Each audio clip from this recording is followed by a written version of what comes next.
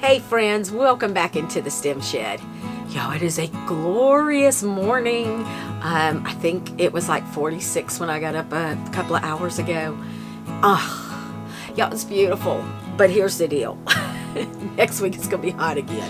So I'm just trying to hang on to that little bit of fall temperatures. Anyway, all right. So this is my weekly update, and y'all, it has been a challenging week. I don't know. My off-farm job just really kicked me in the butt. I was doing a few things around here in the STEM Shed, getting ready, getting my stuff ready for the boutique that I'm a vendor in that opens next week. And y'all, I'm going to do a PSA real quick. Glue guns. Okay. So, I have the silicone tips that fit over your fingers. And normally, I put them on before I even start. For whatever reason, I'm making some little pumpkins. Oh, I'll have to show you how cute they turned out. And I plugged in my glue gun, and I picked up a flower and went to use my glue gun. I was like, oh, let me get my silicone tips. So when I put my glue gun down, I don't even know how it happened. I don't know if I hit the trigger by accident. I don't know. But like this just glop of glue fell over several flowers that I had laid out. Do you know where I'm going with this? Because without thinking, I reached down to grab the daggum flower. I have no idea what I was thinking. I have never felt searing pain like that. I just slung, and I had glue everywhere. I have burnt my finger. I can't even really look at it. I'm not real good with that stuff. I burnt this finger. I burnt my thumb. I have a spot here. Y'all, oh my gosh. So this is your PSA. If you are crafting in with your flowers, make sure you wear these. So, I did buy some Oasis glue. I've tried it. Yeah, but that stuff is messy. A couple of ladies suggested a glue pot. I don't know how good I could be at that. I don't know. So I may try to find a little small one that's on sale or something and just test it, but that's my PSA. Y'all. Oh, excuse me. I ran inside and I'm holding my finger, and all I can do is go like I can't even talk. Like I felt like I was hyperventilating. And I ran. I don't even know where I was going because I didn't even know what to do. And so I took off and I ran into our bathroom, and Mr. Daydream just happened to be in our bedroom, and he was like, "What's wrong?" And I'm like, "Finger burn." And I am like hyperventilating. He's like, "Let me see." And I'm like, "I can't." And he's like, "Why not?" And I'm like, "I don't know." Like I was in just pain. So he was like, "All right, let's get it a little cleaned up. You need to pull this skin off." Y'all, I can't even talk about it. So anyway, it's healing now, but it sucks. So onward and upward, right? All right, so now that my PSA is out of there, and y'all learned a little bit too much information this week, you know what we're doing? Do you know what we're doing today?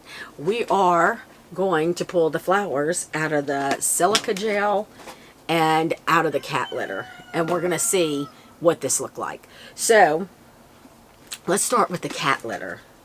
All right, I am going to have to move the camera because I don't know if I can do this. So let me move the camera and give y'all that lovely shot of just the table. Okay, not awkward at all, is it? All right, this was the cat litter. I didn't really check to see how fine this one was, but this is one I got. I am just going to pour it off into a flower bucket. Okay. Let's see. Oh. Hold on. I'm going to pull them out, and then I'm going to show y'all. Let me get them all out. I think I only did 4 in here because the...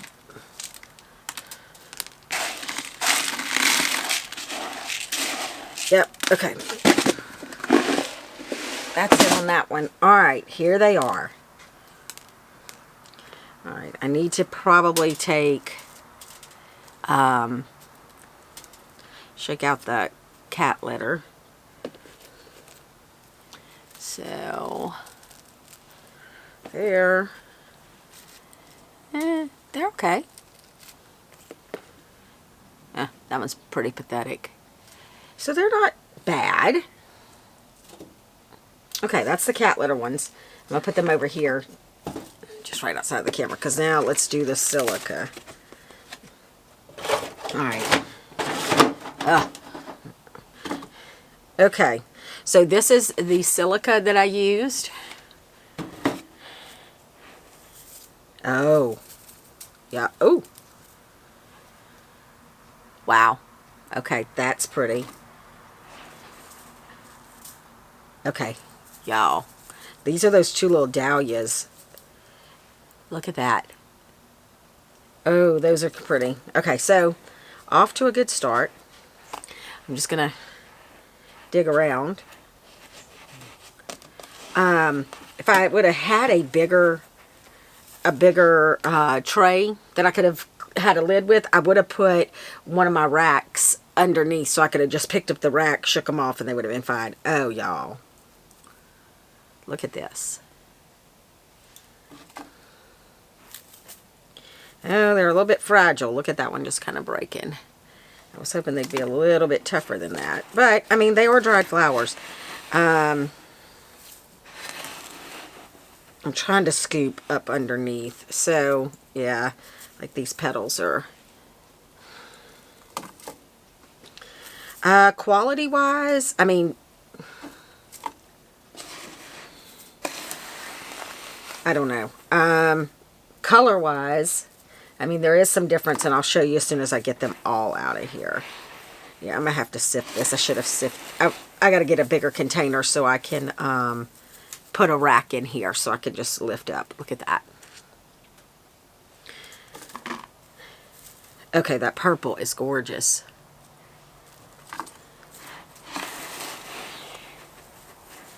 Another one. Another one. All right, I'm just putting them all right here on the lid so I can show. Okay, here's where the difference is. Oh, for sure, for sure. Okay. All right, I'm going to show you that one. Hold on. Let me get all of these out.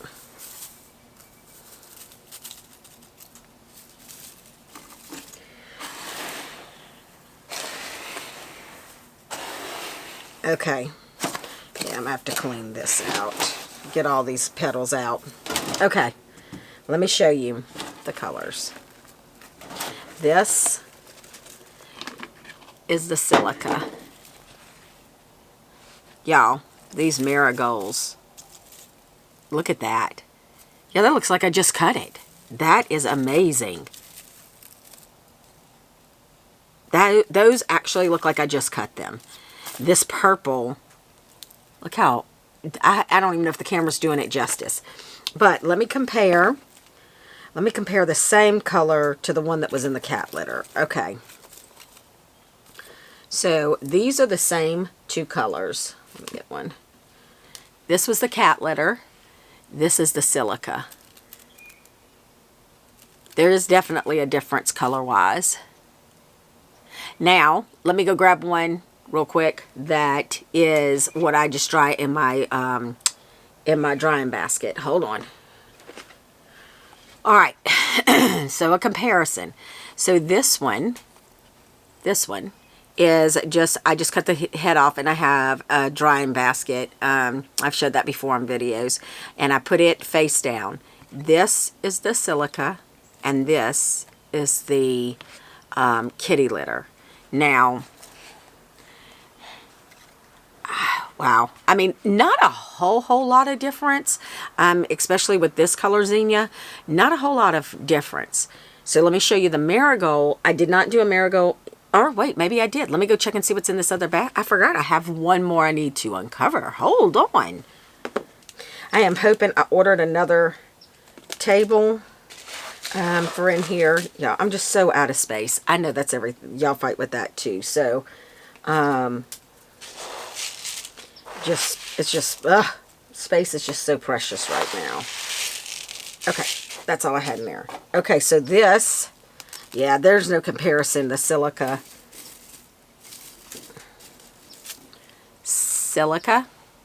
cat litter. I mean, that's not even a comparison.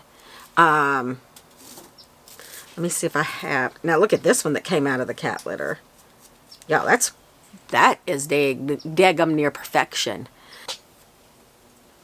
So this is another one I just dried face down in my hanger basket. Now I do have some up in my attic that's hanging, so they wouldn't be this flat. But some of them I need it flat for a project I want to do. So I will say this. I like the Silica. Definitely for the marigolds. Yeah, that's amazing.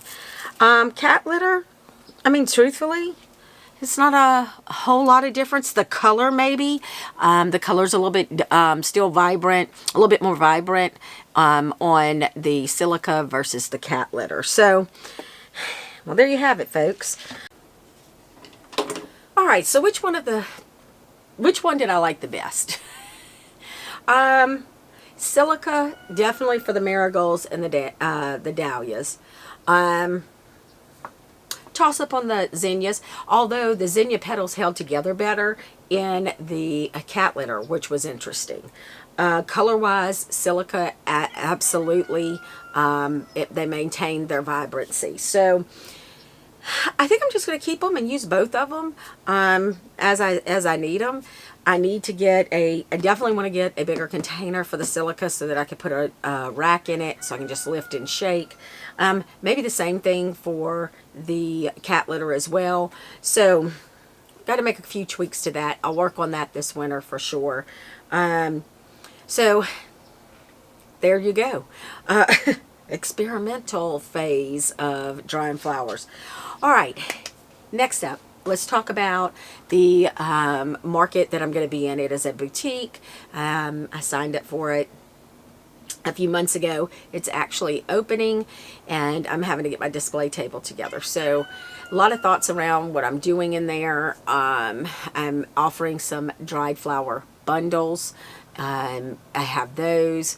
I am doing, I'm going to try to do just at least one round of fresh bouquets just to give people a little taste.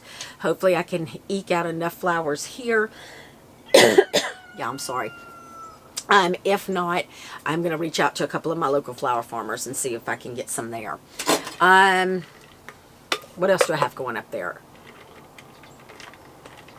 Yeah, I'm sorry. I hate to be that person who drinks or eats on camera, but I feel like I have this little throat tickle, you know, because it's cool. And with the weather changes, usually something, you know, all this starts. So, goodness. So I have been working on a few other things. So I'm going to show you 2 other things that's going to go. I've got to get delivered today. I know y'all are probably sick of seeing these because I kind of am. Every Facebook I'm in, every Facebook group I'm in, everybody has them. So these are the pumpkins. And look, these pumpkins I got from my local produce stand. This one is just status with some straw flowers, some celosia. Yeah, that I spray painted. The status I didn't spray paint, but the rest I did. This one, okay, this one may be my absolute favorite. Just because, okay, some of you may not know, but I do grow succulents here on the farm, and I love them. So I put a succulent in this one. Y'all, look how stinking cute that is. I love this one. And so all of these were dried. The succulent is not dried. All of this has been dried. This is stuff I've had for a couple of years. So I'm super excited about those. And then y'all know my other part of the flower farm that I love to do is making planters for the succulents, or you may not know. So these are concrete molds. Y'all, is that not cute? It's so stinking cute. I have the little lid that goes with this, so if somebody, if you know, they want to pull the succulent out, repot it up, they can still use this. It has a drainage hole in the bottom. So that's one. Here's another one. And I know it's kind of hard to see the detail in the concrete itself, but this again is straw flower, gomphrena. Oh, these little leaves. Y'all, those are, if you've been following me for a little while, I had tried to grow Dusty Miller a couple of years ago. Huge fail. It just didn't get very big. So I didn't know what to do with it, so I just dried a ton of it. Y'all, that's the Dusty Miller. I spray painted it gold and glued it. So yes, that's what I was working on when I burnt my finger. So those are getting ready to go to the boutique today. So just trying to get a lot done. Y'all, I think one of the misnomers about flower farming is it's just about the flowers.